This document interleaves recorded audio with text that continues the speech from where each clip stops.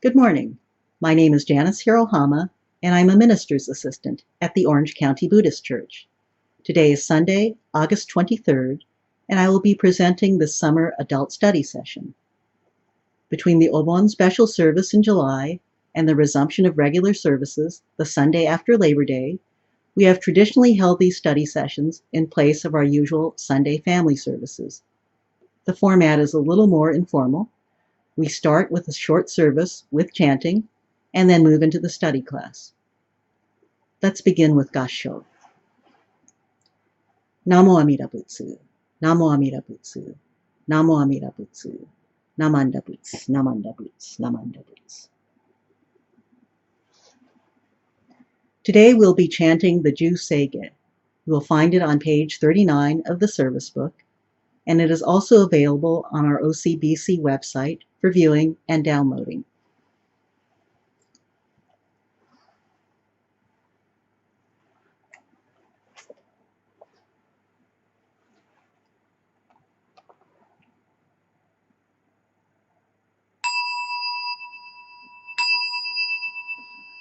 Gagon Chosegan Hishi Mujodo Shigan Fumanzok Seifujo Shogak Gao Muryoko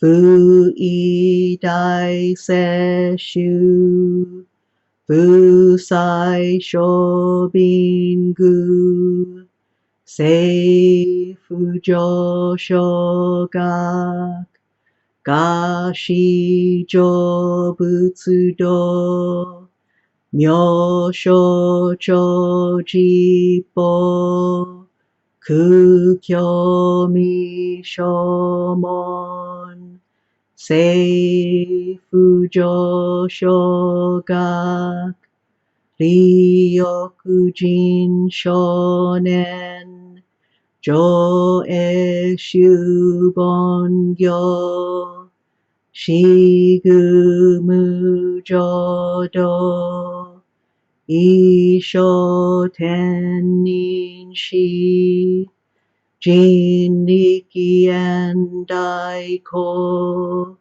Busho Musaido Shoujo San Kumyo Kosai Shuyakunan Kaihichi Egen Meshi Konmoan Heisoku Sho Akudo Tsudatsu Zen Shumon Kosojo Manzok Iyoro Jipo Nichigatsu Shujuki Tenko On Fugen Ishu Kai Hozo Koseku Dokuho Jo Dai Shuchu Seppo Shishiku Kuyo Isai Boots Gusoku Shutoku Hon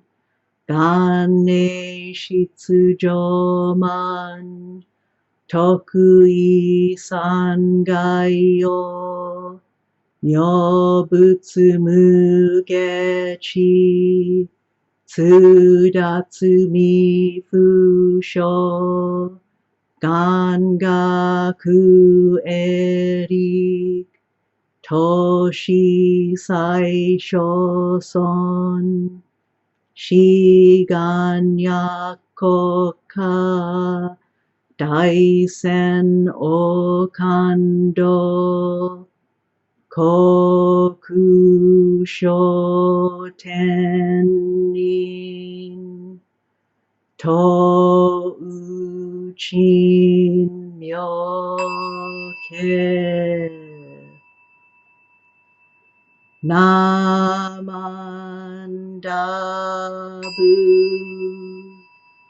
Namandabu, Namandabu,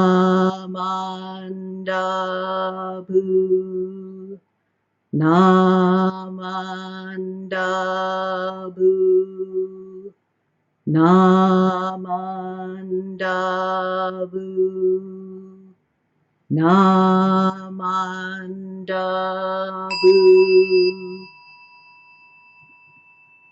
Ganishikudoku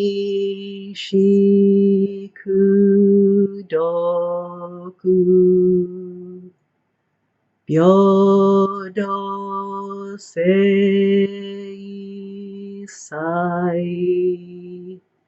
Dohon Bodaishin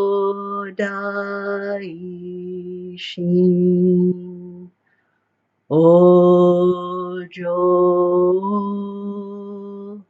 Andakoku.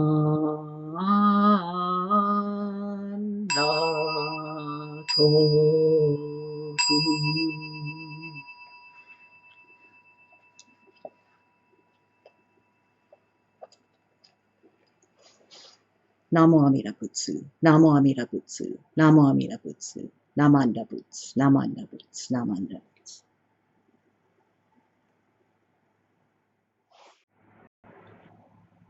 Good morning again, everyone. Welcome to our study class. Namo Amida Butsu, Namo Amida Butsu, Namo Amida Butsu, Namanda Boots, Namanda Boots, Namanda Boots. 2020 has been an extraordinary year. I don't need to tell you that the COVID-19 pandemic has upended all of our lives, individually and collectively. We know of the hardship, distress, and tragedy it has caused for so many people. But times of major change and disruption can also serve as a kind of reset button, giving us the opportunity to stop, reflect, and readjust. One thing we can do during this reset is re-examine our notions of self, identity, and interdependence. We have all had our daily lives disrupted during this pandemic. Our jobs, children's education, daily routines, leisure activities, all have been changed in ways that we could not have imagined a year ago. Our lives are much more isolated, with so many of us sheltering in place at home or keeping socially distanced in public. Instead of going to our workplaces each weekday, we might be working from home, our hours may have been reduced, or we may even have lost our jobs. We may be cut off from our family and friends, no longer able to spend time with them in person or celebrate special occasions together. Carrying out our daily routines, even something as mundane as grocery shopping or getting a haircut, brings anxiety along with inconvenience. We may have had to give up our favorite activities like traveling, eating out at restaurants, or playing basketball with friends. What we are experiencing is the loss of our usual social context. What is our social context? It is the familiar environment made up of physical locations, people, relationships, and institutions within which we live our lives. Take this person, for instance. You can see some of the different parts that form her social context: her family, her job, her spiritual community, her friends. There are many other elements, more than we can show here, that are a part of her social context, such as her neighborhood, her school, her ethnic background. We don't usually think about it, but those social contexts define our identities, that is, who we think we are, and also who others think we are. Our social contexts provide labels that we adopt as a part of our identity. Some of the multiple ways I can identify myself would be woman, Japanese American, wife, Shin Buddhist, minister's assistant, a lawyer, a daughter, and on and on. Those are my labels. The same is true of each of you. The social contexts of your lives have given you labels that you wear and that reflect different aspects of your lives. Your label could be a job, such as cook or engineer. It might be a role, such as scout parent, or a relationship, like grandparent, It might be a way you think of yourself as successful, ambitious, or athletic. Or it could be an affiliation, like Angels fan, Union member, or Republican. Each of us wears multiple labels reflecting different aspects of our lives, but which we incorporate into one idea of who I am.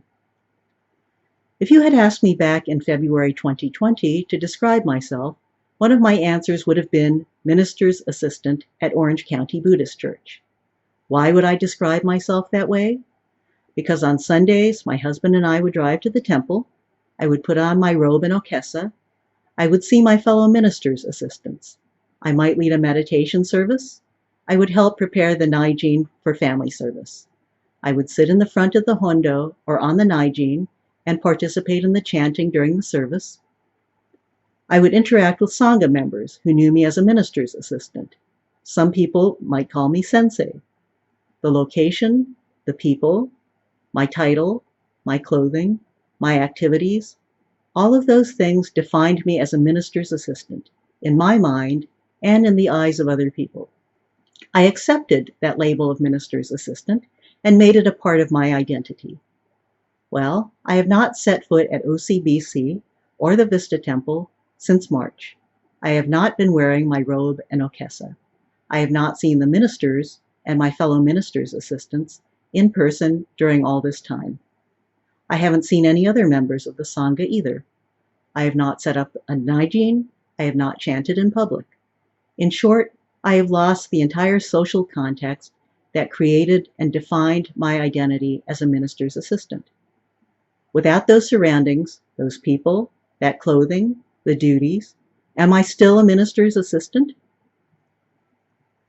What I am experiencing is the loss of the social context that defined my identity as a minister's assistant. I'm sure you've experienced a similar loss during this pandemic. However you identify yourself, the locations, environments, people, and experiences that defined your identities have likely been taken away or changed in a major way. Losing our normal social context like this can really shake the foundations of our self-definition, who we think we are, how we identify ourselves to the world, and how the world sees us. So it's no wonder that this time of COVID-19 isolation is so disorienting. But I would like to suggest that this shaking up of our identities, while disconcerting, can also create an opportunity for us. This temporary disappearance of our usual social context can give us a clean slate, so we can examine critically the labels we have adopted for ourselves and think about who we really are. How can Buddhism help us do this? Let's start with the concept of non-self. As Buddhists, we've all heard this term, but it is not so easy to explain what exactly it means. Non-self is a fundamental Buddhist concept. It is one of the three marks of existence, with the others being suffering and impermanence. That term, non-self, can be confusing, even scary. If I have no self, does that mean I don't exist? Does it mean that my thoughts and feelings and experiences are meaningless? Does it mean that my life is only an illusion? We resist the idea of non-self because it sounds like annihilation, the end of ourselves. But non-self does not mean that the self doesn't exist or that I don't exist. Rather, non-self means that I have no permanent, unchanging essence. What I think of as myself is actually just a collection, a bundle, of sensations, feelings, perceptions, inclinations, and thoughts that are constantly changing from one moment to the next. My mind takes those things and assembles them into something it thinks of as myself. That is supposedly the permanent essence of me. Let's call this my constructed self for short. Remember those labels that my social contexts create for me and that I have accepted as my identity? They are building materials for that constructed self that my mind has assembled. My mind uses them to construct this framework of me, who I think I am, and I take my sensations, feelings, perceptions, inclinations, and thoughts and hang them on this framework. Why does my mind create this constructed self? It is because I want to think that there is some permanent, stable entity, a self, that is Janice.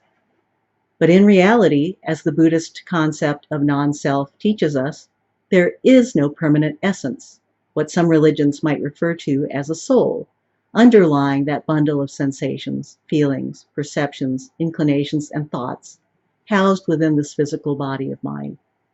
Rather, I am an impermanent self, because I am made up of these various components which exist in constantly changing relation to each other. It is changing from moment to moment because it is the result of causes and conditions that are always changing, just like everything else in the world.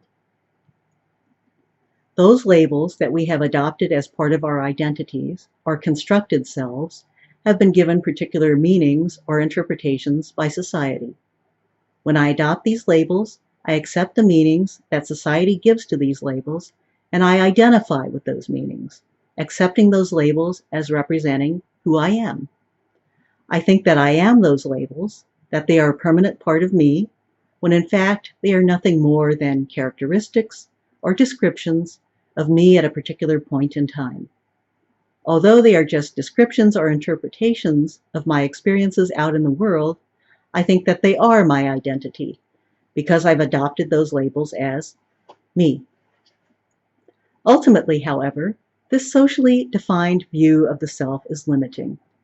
This constructed self comes from a sense of attachment to and identification with a certain idea of who we are. Shakyamuni Buddha said that we think that we have a permanent, unchanging self if we think of those aggregates, those sensations, feelings, perceptions, inclinations, and thoughts as, this is mine, I am this is myself. When I think I have an unchanging essence or self that belongs to me, that is when I start thinking in dualistic terms. There is me, that is independent, permanent, and unique, and then there is everything else. That is when I start thinking in terms of myself and others, mine and yours, good and bad, success and failure. That kind of dualistic thinking causes suffering because it creates and reinforces a sense of separation between me and everything else in the world. My limited, constructed self is an ego self that grasps and clings to things, ideas, experiences, belongings that it thinks are me and mine. It defends them from attack and mourns their loss. It makes me fearful, selfish, greedy, and judgmental. That self I've constructed from my labels is also unprepared for what happens when conditions change, or my social context changes, and the label I adopted as part of my identity no longer applies. What if the label that you have made part of your identity is successful business person, and then you lose your job and all of your assets, and you no longer have the job, the title, the fancy suits, the big house, the nice car, and the other things that you constructed your identity around? What does that do to your sense of self? Another problem with our constructed self is that society has given negative and positive meanings to those labels that we've used to construct our identities. Some of those meanings that society, and we ourselves, assign to our characteristics may be false, damaging, or hurtful. Even if we resist taking those labels as part of our identity, other people may attach them to us, causing real impacts and real consequences in our lives. For instance, think about what it means to be labeled as ex-convict or single parent. Those words may not accurately describe who that person is now, but they carry a stigma that can last a lifetime. Or they may be neutral descriptions of a status or a situation, but our society has attached powerful negative meanings to them. What meaning did society and the US government place on the label Japanese American in 1942? It was an accurate and neutral label, but it carried a heavily negative meaning in that time and place. So how do we transcend this constructed self that our ego minds have built from society's labels and our own desire for a permanent, independent self? We can let go of the labels and the meanings that we attach to them. That means letting go of attachment to your self-identities, those ideas you have about who you are. The disruption of our usual social context caused by the COVID-19 pandemic has given us that reset button where we can pause, step back, and question those societal labels that we have adopted and made into our self-identity. One way of questioning the self-definition that we make from our labels is to transform the way that we look at ourselves. Instead of using those labels, those identities, as nouns, think of them as verbs. Rather than, this is who I am, think in terms of, this is what I do. So instead of saying, I am a minister's assistant, an identity based on the title, the uniform, and the surroundings, I would say, I help out at the temple. I study. I learn. I share the Dharma. When I take the focus off my self-identity, I'm not focusing on who I think I am, but on what I do, which takes my ego out of the equation. Changing that focus can make us more humble. It concentrates us on the now, not the past or the future of credentials, past achievements, or dreams of success. You can live freely in the moment.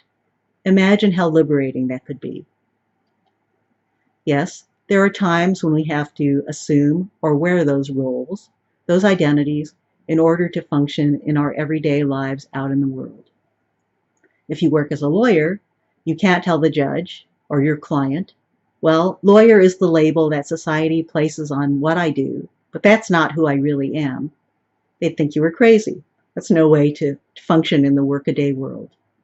But the key thing is that for yourself, inside yourself, you don't attach to that label of lawyer and all the baggage that goes with it and think that that is who you really are. By giving up the idea that we have an unchanging, permanent self, we are not trying to destroy ourself or conquer ourself.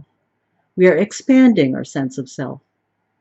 We are allowing ourselves to see our interdependence with all living things, all those things that are changing each moment just as we are, and to understand our oneness with them. That is a path to greater compassion. As one of the 7 Pure Land masters, Tan Luan, said, compassion does away with the distinction between self and other. When one sees the illusory nature of self, true compassion arises. We can move beyond our relative self, our constructed self, to our ultimate self, that which is true and real. When we realize the transient and false nature of our social identity, it can lead us to a way of being that is less reactive. The aspects of our self that we think are fundamental are exposed as merely beliefs, ideas that we create in our minds about ourselves. We can step aside from our created identities, our constructed selves, and see our thoughts dispassionately rather than identifying with them. That allows us to choose how we want to act instead of react. I believe that this is a more authentic way of being, a way of being your best self. Instead of chasing after what we want others to think we can be what we are right now, which is a work in progress. So let's see if we can press that reset button. Let's take this moment of disruption as an opportunity to lose some of our constructed self and find our authentic self, our ultimate self, the one that is interdependent, dynamic, and ever-changing, a work in progress. When I let go of the insecurity, desire, and greed that makes me cling to the idea that I have a permanent, independent self that is attached to my identity and all its accoutrements, I can accept the reality of oneness with everything around me and let go of the idea of separateness of I, me, mine that causes suffering to myself and to others. I am not propping up or protecting an image of myself, an assumed identity. We can drop the mask and stop playing the role. We discard what we think we know about ourselves in favor of just being ourselves. We can relax and become humble, grateful, and natural, authentic, our ultimate selves. Namo Amida Butsu, Namo Amida Butsu, Namo Amida Butsu, Namanda Butsu, Namanda Butsu, Namanda Butsu. Thank you.